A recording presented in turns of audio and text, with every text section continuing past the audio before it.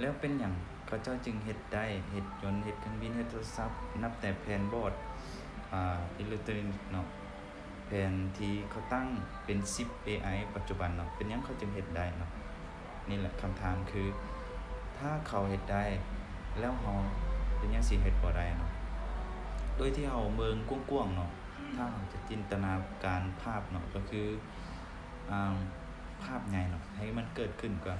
เนาะแล้วก็มาซอยสิเฮ็ดแบบใดและไปฮอดจุดเริ่มต้นของมันเนาะซอยเนาะทุกอย่างเนาะส่องนี่เนาะแล้ว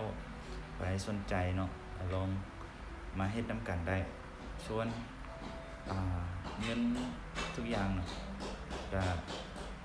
ขึ้นกับตนเองเนาะเพราะว่าตัวนี้เราลองเฮ็ดนำกันส่วนถ้าว่ามันเป็นไปได้เนาะมีโอกาสเนาะเราก็หารายได้เสริมนำเนาะเพื่อให้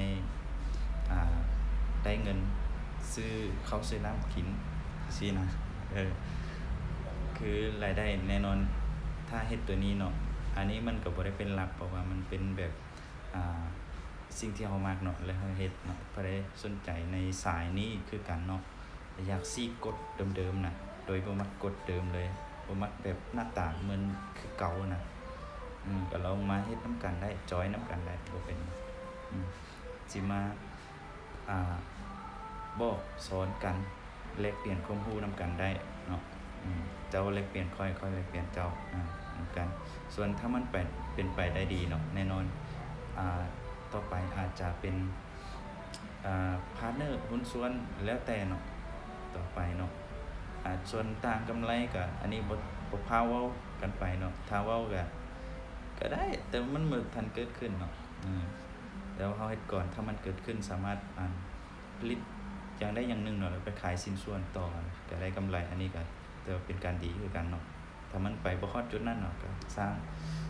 ระดับหนึ่งเนาะแล้วไปขายให้คนที่เขาเจ้าต้องการจะสานต่อเนาะก็ได้เป็นเงินก้อนหนึ่งที่ว่า